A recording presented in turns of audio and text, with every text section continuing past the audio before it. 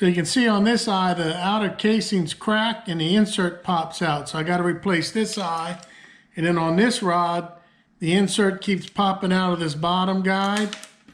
And then on this top eye, it's cracked and it's actually got a sharp edge that cuts line. So here's some 10-pound mono on that sharp edge. Cuts right through it.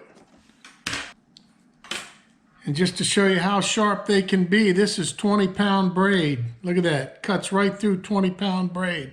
All right, so what I like to do is I like to take a razor knife and I like to go right beside the edge of the guide and cut down and through. You don't want to cut into the rod at all. That'll compromise the integrity of it.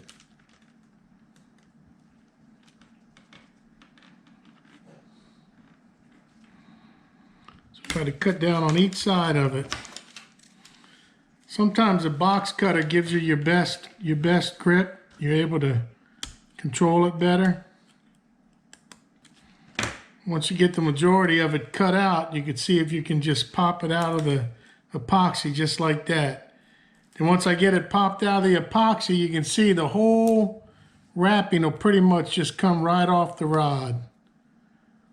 Might be a little bit there that you need to take off. Do the same thing with this little bit of wrapping here.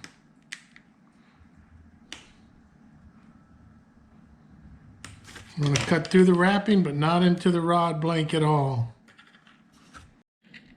So now that I got the old rod guide off, I'm going to take and give a light sanding to that area. This is some 320 grit paper. Just try to smooth it out a little bit. So that's pretty much perfect right there. Clean as I need it to be, haven't damaged the rod at all. In order to replace these eyes, I got brand new eyes for the different sizes I need. And instead of trying to find one certain size, I got this whole box of them off of Amazon for 15 bucks. Over 100 eyes for spinning rods in all different sizes. So this is the best way to do it. Buy a whole big box of them. You're going to use them. Believe me, you're going to use them. So you'll see people use all different type of techniques to start the eyes. Some people will put a little dab of super glue, and other times what I like to do is I like to start it off with a piece of tape.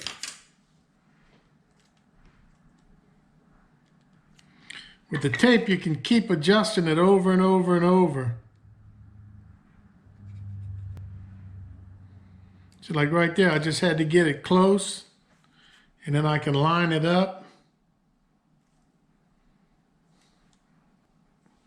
Sight right down the rod tip to line it up. Then I can start my wrap and get it wrapped over the very tip of the eye there. And once I got it wrapped over that, I can take my tape off. Then once you get them close, you can just sight right down the rod tip and make sure they're all in line. Look straight through the eye and you can see they're all in line on this one. And then the same with this rod. All you got to do is sight straight down the back of the rod. So I like to use 20-pound braid for the line wrap, and I just tape it up ahead of where I'm going to wrap, and then come back and start me a little wrap right here.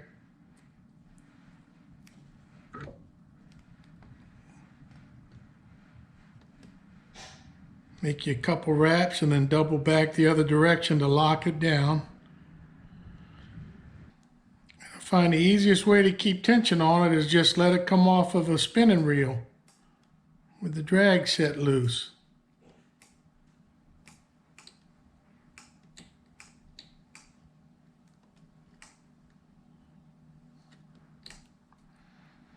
I'll do the same thing when I get to that foot. I'll take a couple wraps on it and then back up some.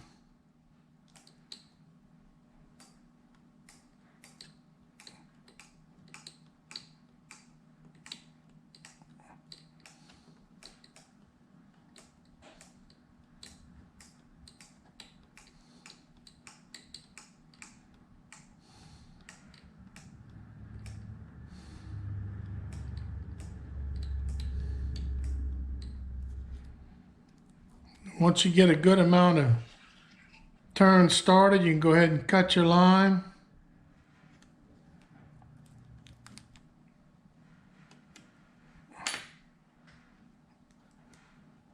ahead and get rid of all of that. You always want to keep tension on here.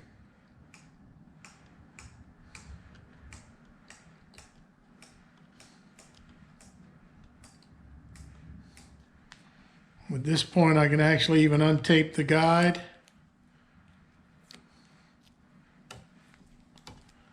Get rid of all of these.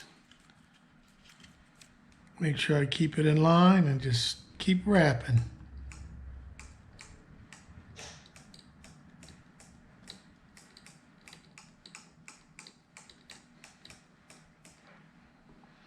And then down here on this end, kind of bunch it all back up.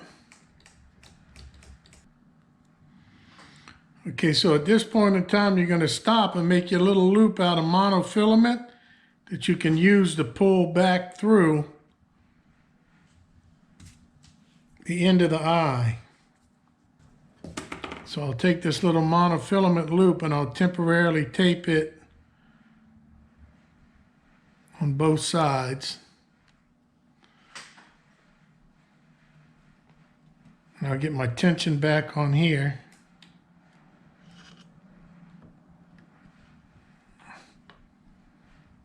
And we'll finish our wrap.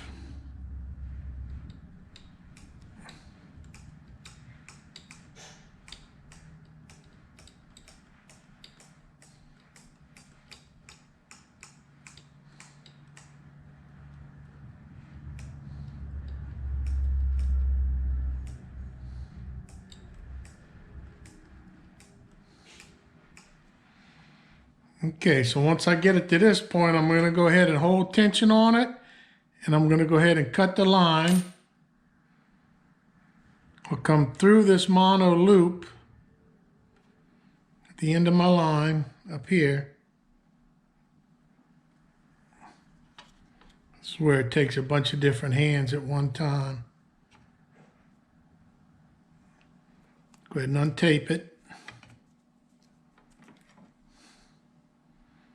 Hold a little bit of tension that away. And I'm going to take this loop and use it to pull that line through the wrap. And that's how you secure the end of it. Just like that. So once I got the line pulled through the end of the wrap and secured, I'll come back and cut off the excess.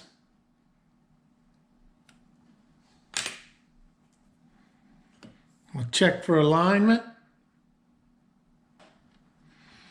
And once I got it checked for alignment, I'll just take an edge of something. This kind of burnishes it all in. Gets it all wrapped nice and neat.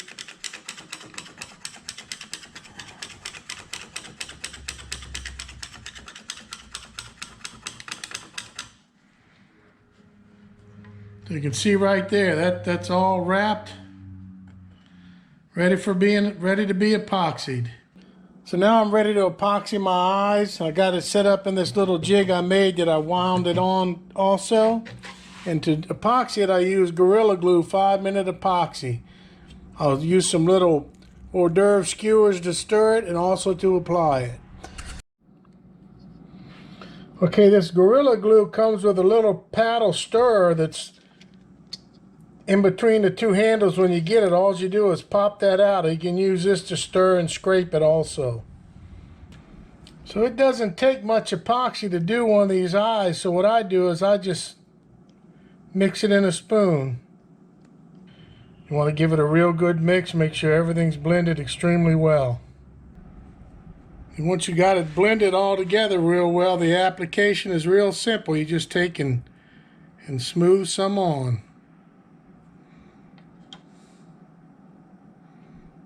You want to get past the end of your threads. So if you just roll that toothpick in the epoxy, it'll pick up all you need. And you just want to take and roll it around. Coat your threads thoroughly. See how it started to build up a little glob there? And like I said earlier, it doesn't take much to do one of these.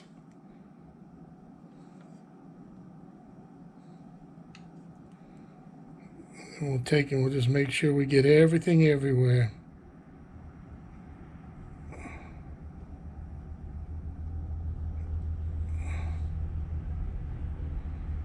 And I got a lot of excess here. I can take and scrape the excess off.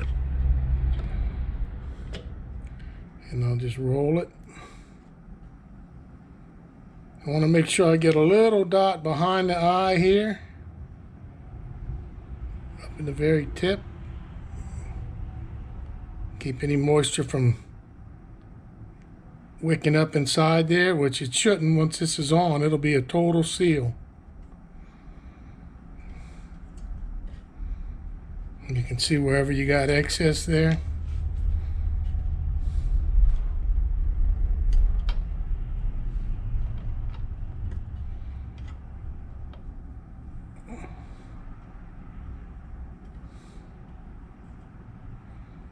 And come down here to where I actually sanded on the rod blank.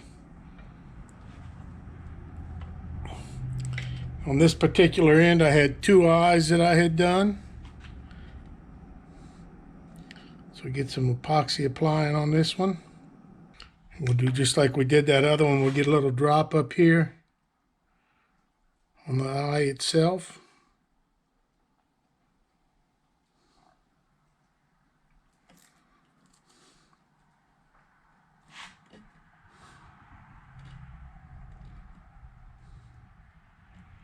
Take and kind of twist the excess off.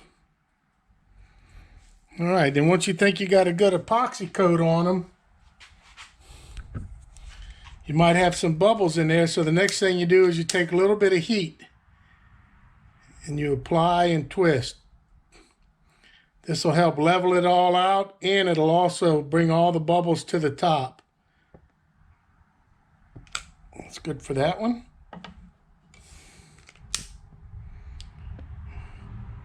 A little bit of heat. Give you a nice smooth application. All right, then the only other thing you need to do is you need to take a timer, set a timer for 5 minutes, and then sit here and turn this slowly so the epoxy doesn't build up in one area, doesn't glob up.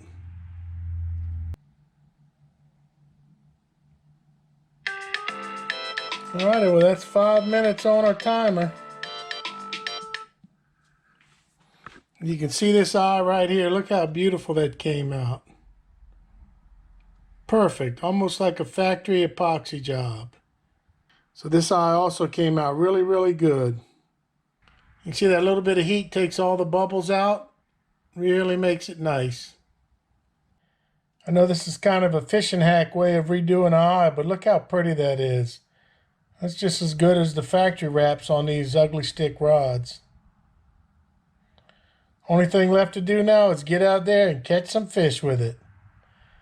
So till the next video, get out there and go fishing.